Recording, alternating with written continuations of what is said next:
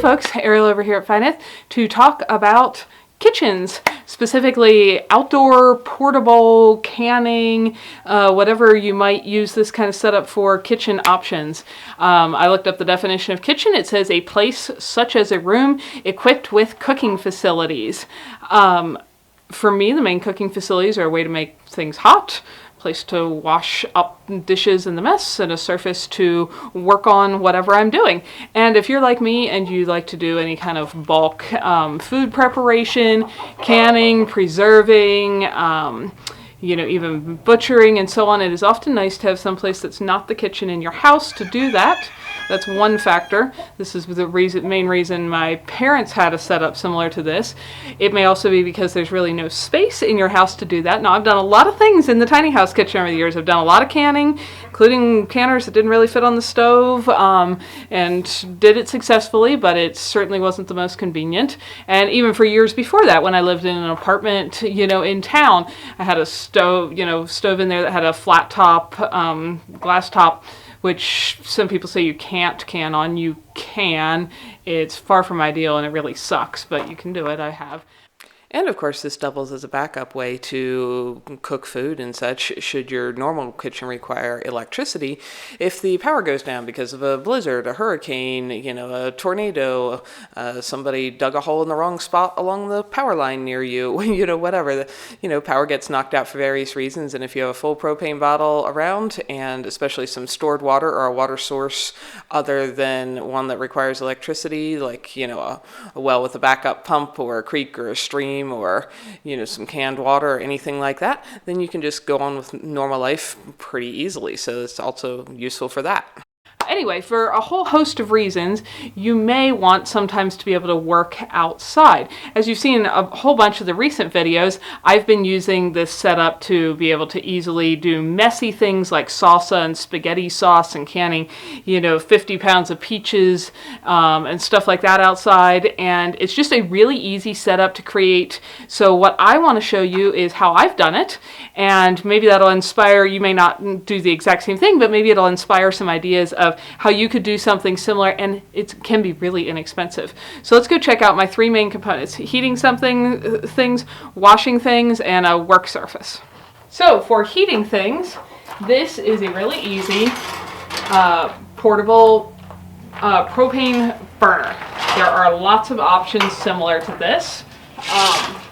It's pretty lightweight if you aren't dragging a full propane bottle with you.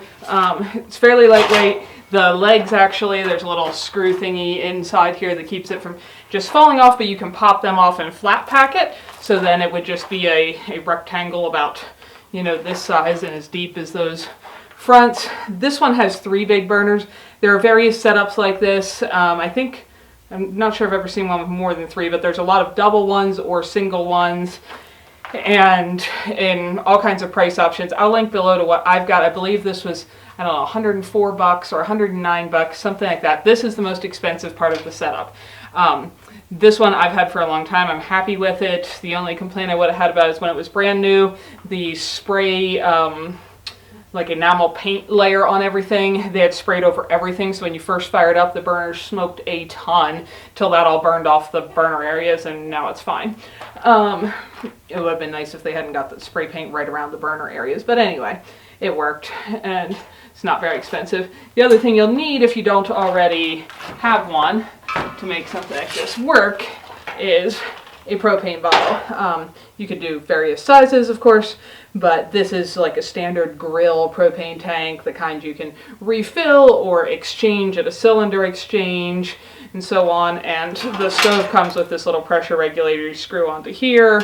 You can open or close the propane bottle, and then the burners turn on the front. I think maybe some of the fancier models have self-ignitions. This one I just use, you can use a match right? I like using these long lighters to light. So if you already have a propane bottle for anything, like you might have a gas grill or something like that, you can use the same one for this kind of setup, or you may need to acquire one. If you need to acquire one, I already had several, Clay already had several. If you're acquiring one, I think if you just go the most expensive route, which is buying one at one of those cylinder exchanges, I think they were something like $30-something last I checked. that may be different in different areas, just to give you an idea. But I did not buy one specifically for this because we already had small propane tanks that we've used for all kinds of things. I just also use one for this. So this works really well. These burners turn up and flame. You've probably seen this if you watched any of the recent videos. They are hot. I like to have a flame going when I turn it on there. And I don't know if you can see that flame shooting up there. But anyway, they get far hotter than anything I want to actually heat. I pretty much always end up using them on low. So if you're looking at the BTUs of this model, you probably don't need that many. Even with my biggest stock pots on here, I run it on low. So that's this. It's pretty easy. Like I said, you can flat pack it, you know, and stand it up in a corner against a wall. The other thing I wanted to address is these are designed for outdoor use. I don't know how quickly, with burners running that big of a flame, how quickly, if you were using it inside a sealed house, it could eat up all your oxygen. So I do not recommend using this inside. What I am under right now is our lean-to, and this is a roof that's obviously mostly wood storage and storage for all kinds of other things. But in the summer and fall months, I can easily leave this kitchen setup in here. You could do it outside. I've done that before. You could do this in like a garage. My parents did that, where they just roll up the big garage door and often run the burner outside. But if the weather was inclement, you could have your table and sink and such inside the garage door, but you still had lots and lots of air movement. I used this when I still was up at the clearing with the tiny house, at times just out in the yard. Then you don't so much want to do it on a day that's raining or something, but that works. You don't have to have a roof. So that's how I do the heating. This is the heating setup, is this nice little stove, which I usually leave turned this way and out of the way. And like I said, that is probably the most expensive part of this setup. Next thing you'll probably think about is having a place to wash things. This old discarded patio furniture cover happens to fairly nicely fit my sink that I have. This is a standard plastic utility double basin sink. I found this at a secondhand store. I think I paid like $45 for it maybe. It actually has a faucet and such on here, so if you ever wanted to hook it up to something, you could. I don't use that. It's not connected to anything. It's just the sink basin sitting here, and they drain into a bucket right under there, just 5-gallon bucket. When it starts to get full, I simply go dump it on a plant or the compost pile or something like that. And water gets in here because they either bring a bucket of cold water over from the spigot, or you could run a hose, or I'll use, this is a pretty inexpensive, well, for me it was very inexpensive, big stainless steel pot, but it's very thin. It's not so great for actually cooking in because it's really easy to burn things on because it's so thin, but it's great for boiling water. So if I want hot water out here for something I'm doing, fill this with water, put it on my stove over there, make it boiling, and if I'm gonna like wash up dishes here, I make myself a rinse basin by pouring half of it into this bowl, and the other half, you know, wash basin, then the other half is still in this pot for a rinse basin. You can also use this for washing up big batches of fruit, you know, apples or shucking corn or all kinds of things. We used a very similar setup, except it was much more antique and cool. That my parents had an old, I think an old galvanized version of this. And if you'd like, you could hook a hose onto where that spigot comes out. You could hook a hose onto there and actually run your drain out a hose. I believe that's what my parents did. Theirs actually had a spigot out each end. I'm not sure what these sinks cost if you buy one brand new. They're not terribly expensive.